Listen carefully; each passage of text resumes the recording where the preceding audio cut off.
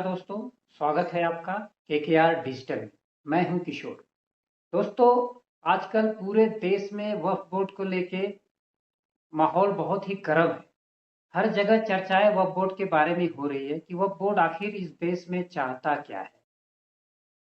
वक्फ board तरह तरह के सवाल उठा रहे हैं, हर जमीन को कब्जा रहे हैं और वो ये भी कर रहे हैं, दावे कर रहे हैं कि ये सब जमीन जो है ये वक्फ बोर्ड का है। उसके बारे में जो जाली है कागजात भी पेश किए जा रहे हैं।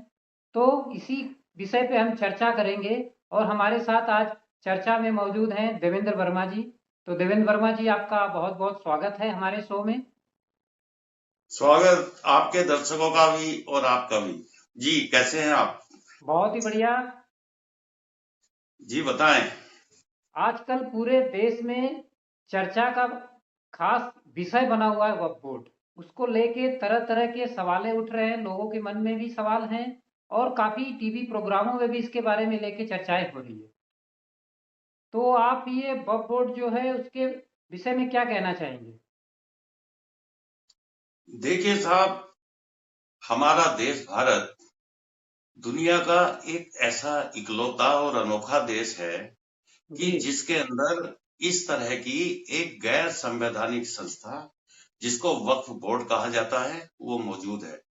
आपको जानकर बड़ा आश्चर्य होगा कि मुस्लिम देशों तक में, यहाँ तक कि हमारे पड़ोसी पाकिस्तान में या बांग्लादेश तक में भी इस नाम की कोई संस्था नहीं है।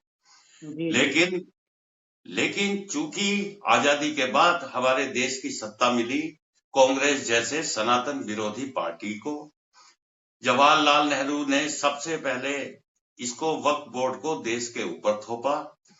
इसके बाद इसको लगातार पुष्ट करने के लिए, मुस्लिम तुष्टीकरण के लिए, ये देख लीजिए कि जब जब कांग्रेस को लगा कि वो सत्ता से बाहर हो सकती है तो उसने मुस्लिम तुष्टीकरण की सारी हदें हमेशा पार की।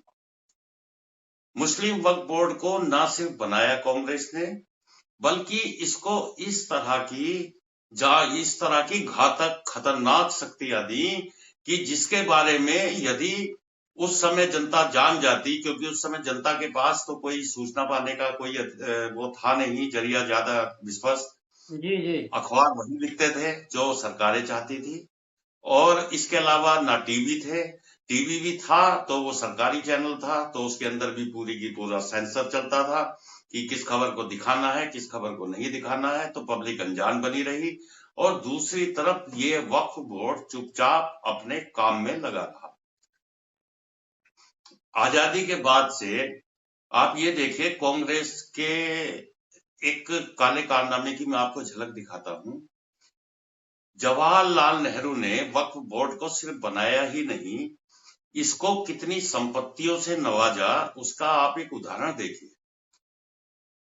जब बंटवारे के समय यहां से हिंदू जनता पाकिस्तान से आई और यहाँ के मुसलमानों को जाना था पाकिस्तान। हालांकि बंटवारा पूरा का पूरा हुआ था धर्म के आधार पर, और उसमें साफ ये उल्लेख था कि सारी मुस्लिम आबादी पाकिस्तान जाएगी और पाकिस्तान की हिंदू आबादी भारत में आएगी। जी जी तो जो पहली बात तो कि यहाँ से मुसलमान गए ही बहुत कम, और जो गए भी अपनी संपत्ति अपनी जायदाद छोड़कर जो मुसलमान गए, तो कायदे में वो सारी संपत्ति शत्रु संपत्ति थी जिस पर भारत सरकार का एकमात्र अधिकार होना चाहिए था, और वो संपत्ति वहां से पलायन करके आए हुए हिंदुओं को दी जानी चाहिए थी। जी जी लेकिन जवाहरलाल नेहरू ने एक साजिश के तहत इस सारी जमीनों को वक्फ बोर्ड के हवाले कर दिया। तो इस तरह से वक्फ बोर्ड की संपत्तियां बढ़नी शुरू हुई। इसके अलावे ये खाली पड़ी सरकारी जमीनों पर या ग्राम सभाओं की जमीनों पर, गोचर की जमीनों पर अलग अलग जगह उसको अपने रजिस्टर में दर्ज करते रहे चुपचाप, और उस पर अपने कब्जे बताते रहे और उस पर अपने दावे ठोकते रहे। जी जी जी इसी वक्फ बोर्ड को सबसे ज्यादा खतरनाक बनाया फिर कांग्रेस की ही पीवी नरसिंह राव सरकार ने। उस सरकार ने इसको ऐसे ऐसे अधिकार दे दिए कि जिनके बारे में कल्पना भी नहीं की जा सकती।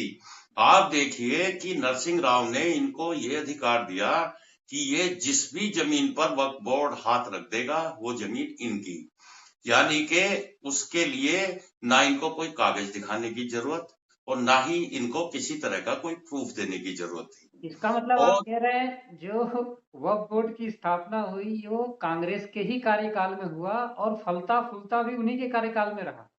और किसके कार्यकाल में फला फूला? अभी आप देखिए ना, जब कांग्रेस को लगा कि 2014 में वो सत्ता में वापस नहीं आएगी, तो उसने फिर से दोबारा मुस्लिम तुष्टीकरण का एक राग अलापते हुए एक उसको मुस्लिम कम्युनिटी को साधने के लिए 2013 में मनमोहन सिंह सरकार, कांग्रेस की मनमोहन सिंह सरकार जी जी।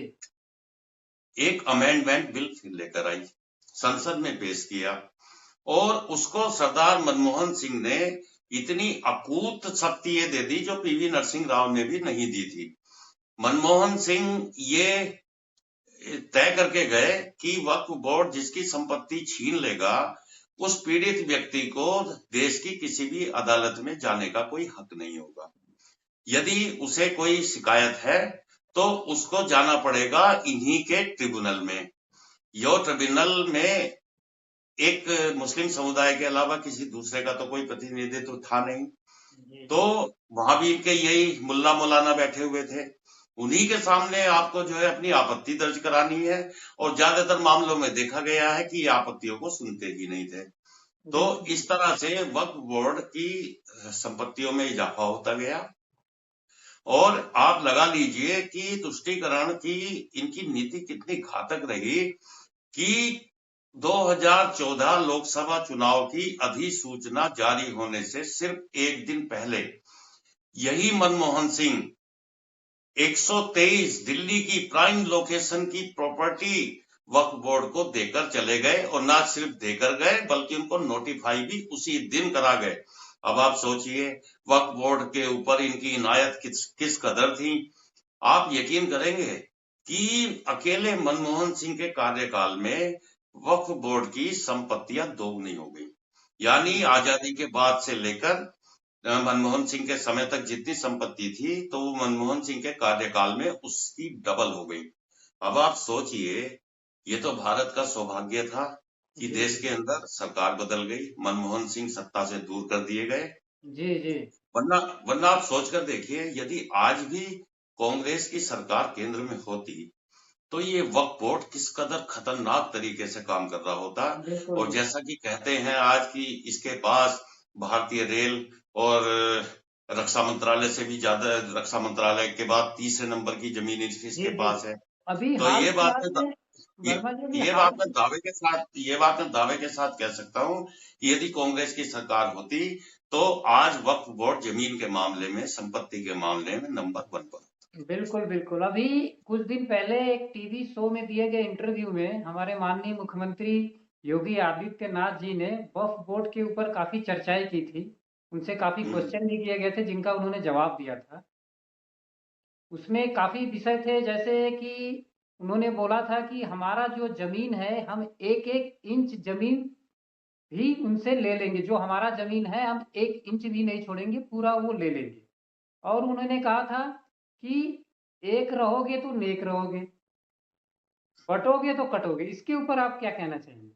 ये उन्होंने किस सेंस में कहा था? देखिए, जहां तक बात है कि जो टीवी इंटरव्यू में उन्होंने कहा कि हम एक एक इंच जमीन वापस लेंगे, तो ये सिर्फ योगी जी ने कहा ही नहीं है बल्कि वो ऐसा कर रहे हैं। वो अब से नहीं कर रहे हैं, वो ये काम पिछले 2 वर्षों से कर रहे हैं। जब योगी आदित्यनाथ जी के संज्ञान में ये बात लाई गई कि वक्फ बोर्ड इस तरह से मनमानी करके लोगों की संपत्तियां हड़प रहा है, तो योगी जी इस बात पर बहुत नाराज हुए। अफसरों की उन्होंने क्लास लगाई और उच्च स्तरीय बैठक बुलाई। उस बैठक के अंदर योगी जी ने आदेश दिया कि ये जो वक्फ बोर्ड की मनमानी हमारे प्रदेश में चल रही है, तो जितनी संपत्तियां ये अपनी बता रहा है या जितनी संपत्तियां इसने अभी तक कब्जाई हैं, इन सबकी जांच की जाए। और सिर्फ इतना ही नहीं, उन्होंने विधानसभा में वक्फ बिल में अमेंडमेंट भी किया और आदेश जारी किया कि अभी तक जितनी संपत्तियां वक्फ ने बताई हैं या जिनके ऊपर कोई विवाद है, उनकी गहनता से जांच होगी। और गहनता से जांच के बाद काफी जमीनें, काफी संपत्तियां योगी आदित्यनाथ जी इस बोर्ड से वापस ले भी चुके हैं। जी जी आप देखिए कि अभी वाराणसी के अंदर एक कॉलेज है, उदय प्रताप कॉलेज, जी जो जी कि जो कि बना था 1906 में, यानी जब वक्फ बोर्ड की स्थापना भी नहीं हुई थी, उससे पहले का वो कॉलेज है। अभी साहब पिछले दिनों लखनऊ के सुन्नी वक्फ बोर्ड ने उस कॉलेज को एक नोटिस इशू कर दिया, जिसमें उसने पूरे कॉलेज की 500 एकड़ जमीन, जानते हैं 500 एकड़ कितनी जमीन होती है, 500 एकड़ जमीन को अपना बता दिया। कॉलेज प्रबंधन को नोटिस जारी कर दिया कि यह संपत्ति वक्फ बोर्ड की है और हमने इसको अपने रजिस्टर में दर्ज कर लिया है।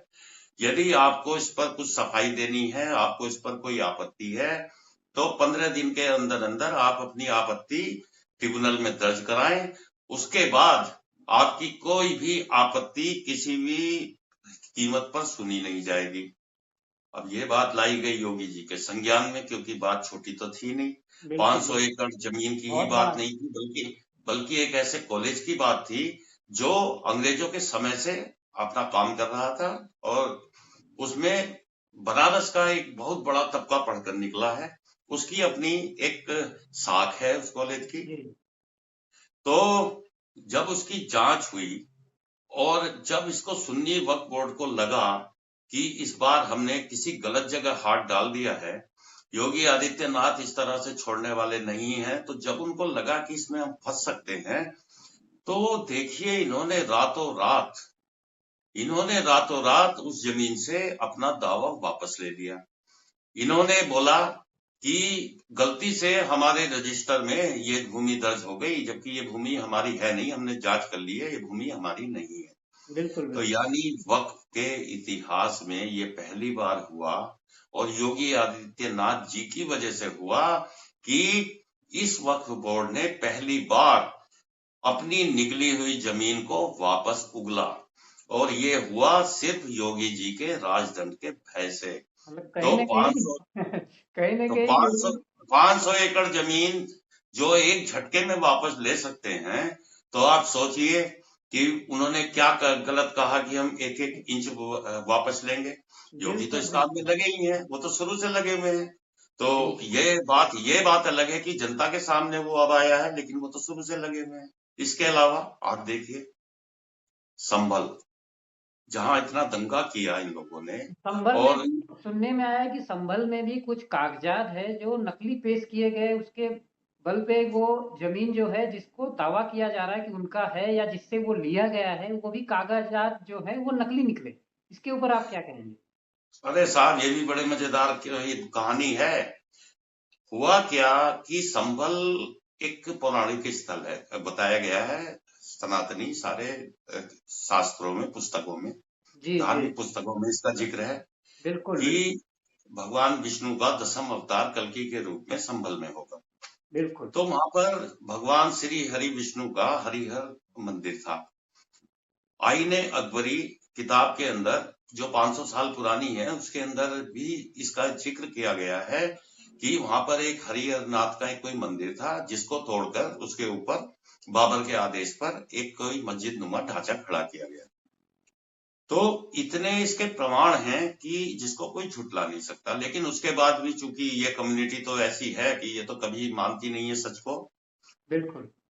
तो साहब जब वहां दंगा हुआ और उस दंगे में पाया गया कि इस मस्जिद के आसपास जो आबादी है वो बहुत घनी है, और यहाँ पर कानून व्यवस्था बनाए रखना अपने आप में एक चुनौती है।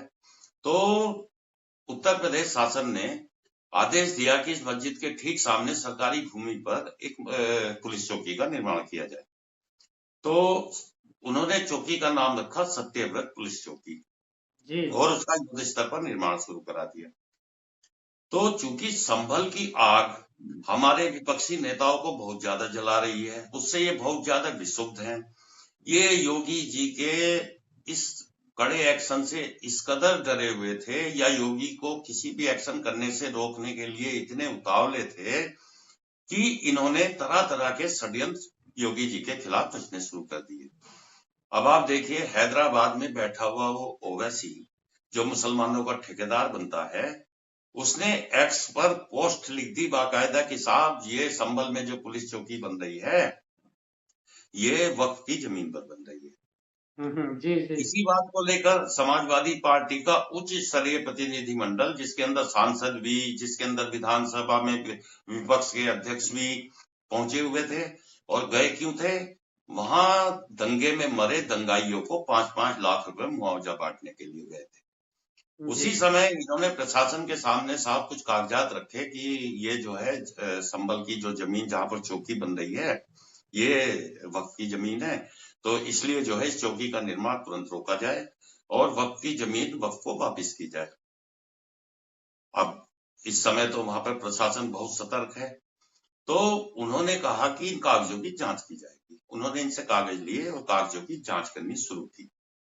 अब जब इनको लगा कि ये कागजों की जांच की आंच हमारे दामन तक पहुंच सकती है, इस केस में हम बुरे फंस सकते हैं, तो इन्होंने ये देखिए, और हाँ, एक मजे की बात और देखिए कि ये केवल पुलिस चौकी वाली जमीन को वक्फ का नहीं बताया, इन्होंने संभल की 7 वर्ग किलोमीटर जमीन को वक्फ का बता दिया कि कोई अब्दुल समद थे कि जो 7 वर्ग किलोमीटर जमीन जो है वक्फ को दान करके चले गए।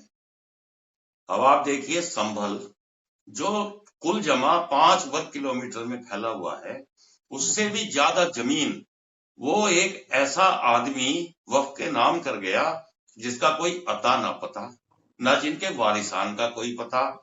प्रशासन ने युद्ध स्तर पर उस व्यक्ति को ढूंढना शुरू किया, ढूंढा, उसका कहीं अता पता नहीं लगा, उसके किसी वारिस का अता पता नहीं लगा। तो जब इनको लगा कि ये जांच अब बहुत आगे तक जा सकती है, तब अचानक रातों रात एक आदमी उस अब्दुल समद का वारिस बनकर प्रकट हुआ। वो पुलिस में पहुंचा और मीडिया को साथ लेकर पहुंचा। वो अपने साथ लाया एक एफिडेविट, जिसमें उसने कहा कि अब्दुल समद का, हमारे जो बुजुर्ग थे, उनका इस जमीन से कोई लेना देना नहीं है, ये जमीन हमारी नहीं थी, इसलिए इसको वक्फ करने का तो सवाल ही नहीं उठता, और जो ये क्या नाम वक्फ की बताई जा रही है ये बात झूठ है। हम ये साबित करते हैं, हम ये एफिडेविट देते हैं कि उपरोक्त जमीन से हमारा कोई लेना देना नहीं है, ये पूरी जमीन सरकारी है, सरकार इसका जैसा चाहे वैसा इस्तेमाल करे। तो अब इनके जो योजनाएं थी, जो ये वक्फ नाम के एक घातक हथियार को लेकर घूम रहे थे, तो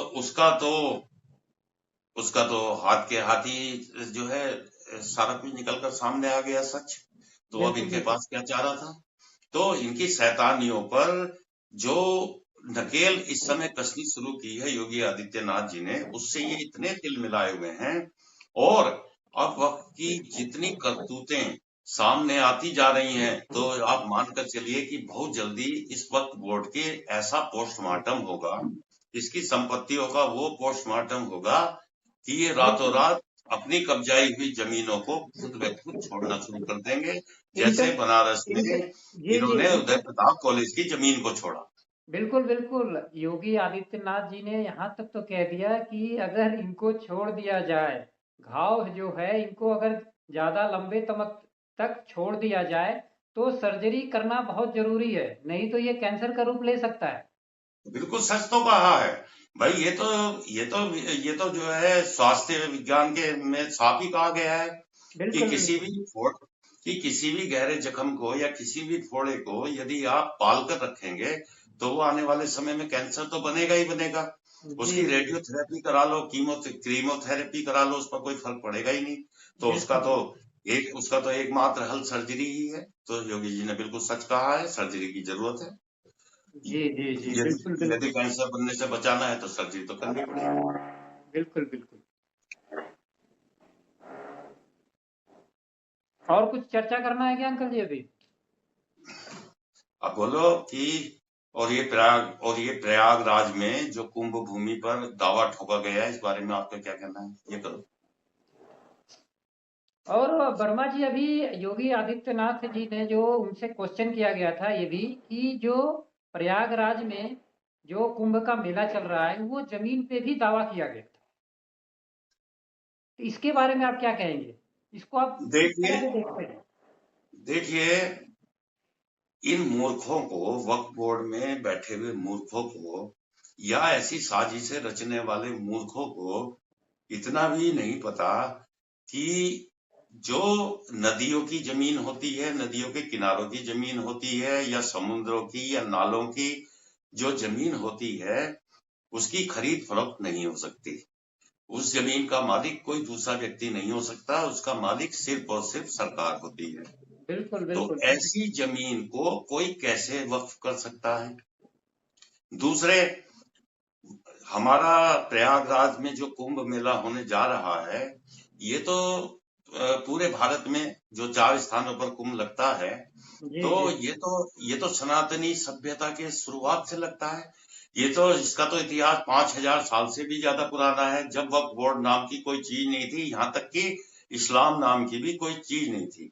बिल्कुल बिल्कुल। देखिए, इस्लाम आया है दुनिया में 1400 साल पहले, और क्रिश्चियनिटी आई है 1700 साल पहले।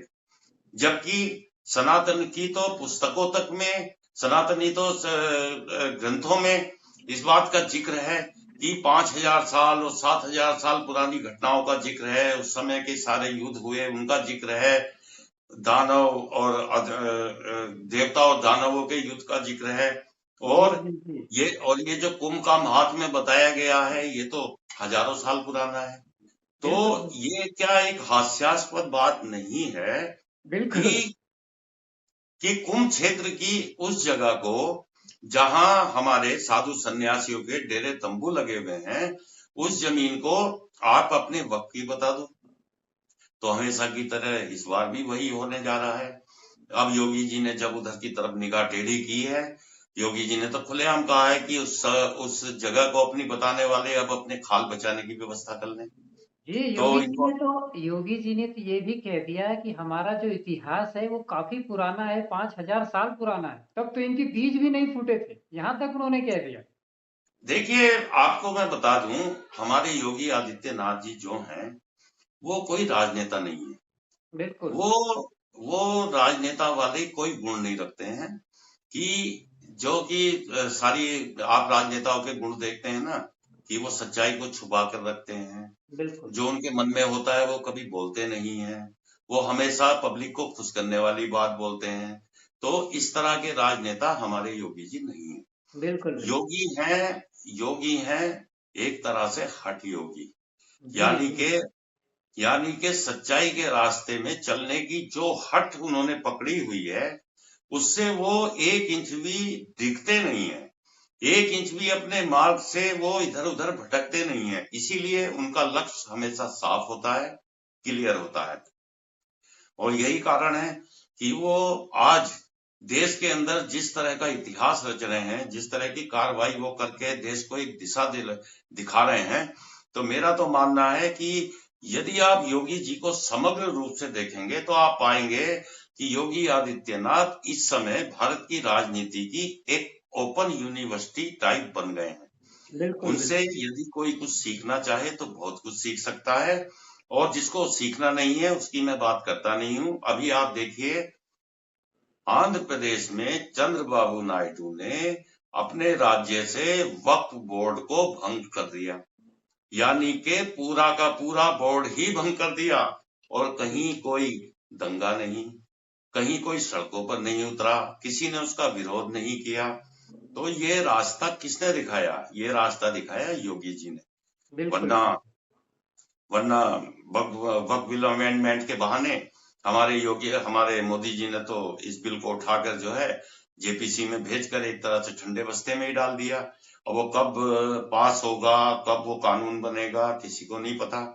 लेकिन वो कानून बने ना बने, लेकिन योगी जी ने रास्ता दिखा दिया है जी। कि कानून हर समय उपलब्ध है, कानून हर समय मौजूद है। अपने नागरिकों को किसी के अत्याचार से बचाने के लिए किसी नए कानून की जरूरत नहीं है। ये भी योगी जी ने साबित करके दिखा दिया। बिल्कुल बिल्कुल। योगी तो जी ने जो शुरुआत करी है वो पूरे देश में उसकी चर्चाएं हो रही है, और दूसरे देश के दूसरे राज्य की जो सरकारें हैं वो भी इसके प्रति जागरूक हो गई है, वो भी इनके नक्शे कदम पे चल रही है। देखिए, जिन कांग्रेसी सरकारों को मुस्लिम तुष्टीकरण करना है, जहां पर भाजपा की सरकार नहीं है, वहां पर तो अभी इनकी मनमानियां कुछ समय तक और चलेंगी। लेकिन जिस तरह दूसरे भारतीय जनता पार्टी शासित राज्यों के अंदर वक्फ बोर्ड का इलाज किया जा रहा है, जो इनकी काली करतूतें जन विमर्श में लाई जा रही हैं, जो इनकी काली करतूतों का पर्दाफाश राष्ट्रीय स्तर पर हो रहा है, उससे एक उम्मीद तो बंधती ही है। और आप ये तय मानकर चलिए कि आने वाले समय में वक्फ बोर्ड की मनमानियां अब किसी भी राज्य में जनता स्वीकारेगी नहीं। बिल्कुल और बिल्कुल। वक्फ बोर्ड अभी तक जो कुछ करता आया है, उसको अपनी कार्यशैली बदलनी होगी, अन्यथा इलाज होना भी तय है।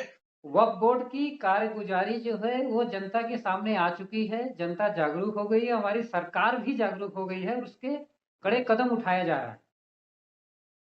तो अभी हम ये कह सकते हैं कि जो सरकार की तरफ से जो कदम उठाया जा रहा है, कहीं न कहीं जो हमारी ज़मीन है, जैसा कह रहे हैं हमारे योगी आदित्यनाथ जी कि एक-एक इंच ज़मीन भी हम अपनी वापस ले लेंगे, तो कहीं न उनके बात में दिख रहा है, हमें दम दिख रहा है और वो करवा भी चुके हैं। जैसा आपने चर्चा में बताया, बनारस के बारे में भी बताया, तो वो कर रहे हैं, जो उन्होंने दावा किया है, वो दावे पे खरे उतरे और उन्होंने करके भी दिखाया है। सिर्फ सिर्फ बनारस ही नहीं, उन्होंने तो जो शत्रु संपत्तियां ये वक्फ वाले या दूसरे मुस्लिम लोग मिलकर हड़पना चाहते थे, उन्होंने तो वे संपत्तियां भी वापस शत्रु संपत्ति में ही दर्ज कराई। तो इस तरह से, वरना तो एक मुकदमा राजा महमूदाबाद लखनऊ का जीत गया था, जिसके पुरखे बंटवारे के समय पाकिस्तान चले गए थे। उसने यहाँ आकर दावा ठोका उनका कि ये जो है इतने वर्ग किलोमीटर जमीन के तो जो है हम मालिक हैं, और वो अदालत में मुकदमा भी जीत गया। देखिए, आप देखिए कि उस जमीन को उसके चंगुल से बचाने के लिए योगी जी ने जो युद्ध स्तर पर काम किया, रातों रात कानून बदला और दोबारा से उसे शत्रु संपत्ति में जब्त किया, तो ये दिखाता है कि योगी आदित्यनाथ जी उत्तर प्रदेश की संपत्तियों के लिए, चाहे वो सरकारी हो चाहे वो प्राइवेट हो, उसको बचाने के लिए किसी भी हद तक जाएंगे और किसी का भी अत्याचार अन्याय प्रदेश में होने नहीं देंगे। ये बात आप मानकर बिल्कुल, चलिए, बिल्कुल। चाहे वो वक्फ बोर्ड हो या कोई दूसरी ऐसी संस्था। जी, जी, जी। बिल्कुल बताइए कि अभी वक्फ बोर्ड के बारे में जो संसद में पेश किया गया था और फाइनली जेपीसी को भी भेजा गया है, तो कब तक इसके रिजल्ट आने के संभावना है? या अपना फाइनल कमेंटमेंट दीजिए इस पे। देखिए साहब, एक कहावत आपने सुनी होगी कि गए थे हरि भजन को ओटन लगे कपास। बिल्कुल, बिल्कुल। हमारी जेपीसी इसी तर्ज पर काम कर रही है। आप देखिए कि जिस जेपीसी का काम था कि अलग अलग पार्टियों के सदस्यों के साथ मीटिंग करके वो किसी एक ऐसे बिंदु पर पहुंचे, सहमति बनाए, और सहमति बनाने के बाद जो उसका रिजल्ट निकलता हो, वो एक रिपोर्ट बनाकर सरकार को सौंपे। अब काम था ये, और करने लगे क्या?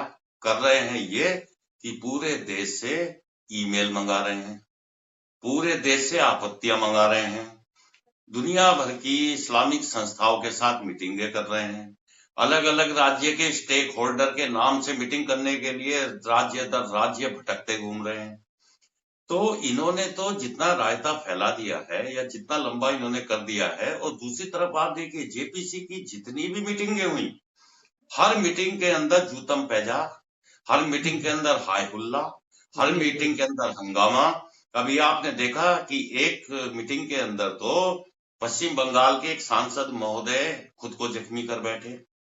बिल्कुल। यानी मुस्लिमों का मसीहा बनने की ऐसी होड़ इन पक्षियों के अंदर लगी हुई है कि ये जेपीसी को काम तो करने दे ही नहीं रहे।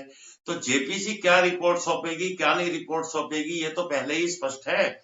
और जो विपक्षी पिछले 10-11 सालों से, जब से मोदी केंद्रीय सत्ता में आए हैं, उनके हर काम का विरोध करते रहे हैं, तो सरकार को ये उम्मीद क्यों है कि इनका दिल बदल जाएगा, इनका हृदय परिवर्तन हो जाएगा, ये सरकार के इस कदम का समर्थन कर देंगे? तो कायदे में तो इस बिल को जेपीसी को भेजना ही मूर्खता थी। जिस जी, तरह जी। 1995 में नरसिंह राव ने अमेंडमेंट किया, किसी जेपीसी को नहीं भेजा। 2013 में सरदार मनमोहन सिंह ने अमेंडमेंट किया, किसी जेपीसी को नहीं भेजा। तो फिर नरेंद्र मोदी साहब को क्या जरूरत थी कि इसको जेपीसी में भेजें और इसको लेट करें या इसको ठंडे बस्ते में डाल दें। बिल्कुल देखिए, बिल्कुल काम करने की यदि नियत होती है तो काम होते हैं, ये आदित्यनाथ जी ने दिखाया है। बिल्कुल और बिल्कुल यदि आपकी काम करने की नियत ही ना हो तो फिर तो उसको टालने के, उसको टरकाने के हजार रास्ते होते हैं, हजार बहाने होते हैं। जेपीसी भी उन्हीं में से एक है। बिल्कुल बिल्कुल लेकिन देश की जनता अब वक्त बोर्ड की मनमानियों को बर्दाश्त करने के मूड में नहीं है। इसलिए मेरा तो मोदी जी से भी निवेदन है कि इसको हल्के में ना लें और इस पर जल्दी से जल्दी चर्चा समाप्त करें और इसको संसद से कानून बनाने में जल्दी करें, क्योंकि जनता के सब्र का बांध अब टूट रहा है। वो देख रही है कि किस तरह से इस्लाम के नाम पर मनमानी ये कर रहे हैं, किस तरह से एक तुष्टीकरण की राजनीति इस देश में चलाई गई है। इस तुष्टीकरण की राजनीति से बचने की बहुत सख्त जरूरत है। तो मेरा तो मोदी जी से निवेदन ये है कि जल्दी से जल्दी जो अगला सत्र आएगा उसके पहले या दूसरे या तीसरे दिन तक इसको कानून बना दें और जेपीसी अपनी रिपोर्ट दे ना दे, उसको आदेश दें कि आप हमें अपनी रिपोर्ट दीजिए। तो देखिए, कानून तो बनेगा संसद में बहस करके ही, जेपीसी उसमें कुछ नहीं कर पाएगी। तो जब बहस संसद में होनी है, कानून संसद से बनना है, तो आप इसको संसद में पेश कीजिए और इसको कानून बनाइए, चाहे विपक्षी साथ दें या ना दें। जैसे आपने पहले बहुत से कानूनों को विपक्ष के हंगामे के बावजूद, विपक्ष की आपत्तियों के बावजूद पास कराया है, उसी तरह आप इस कानून को भी अभी पास करा सकते हैं। तो मेरा फाइनल कमेंट ये है कि मोदी जी को अब इस विषय को ज्यादा लटकाना नहीं चाहिए और जल्द से जल्द जो लोगों की भावनाएं हैं उनकी कद्र करते हुए इसको जल्द से जल्द कानून का जामा पहना दिया जाना चाहिए। तो देवेंद्र जी, आपका बहुत बहुत धन्यवाद, आज की चर्चा में आप आए। जी, आपका जी, भी आपका बहुत बहुत बहुत बहुत धन्यवाद, धन्यवाद। आपके दर्शकों का बहुत बहुत धन्यवाद। दोस्तों, तो यहीं पे हम विराम करते हैं अपने चर्चा को। और आपको कैसा लगा आज का हमारा चर्चा का, कैसा लगा कमेंट करें इस पे। और चैनल को अगर अच्छा लगे तो चैनल को सब्सक्राइब भी करें और शेयर भी करें। और हम जल्दी ही नए विषय पे फिर से आपके सामने आएंगे, वर्मा जी के साथ चर्चा लेके आएंगे। तब तक के लिए धन्यवाद।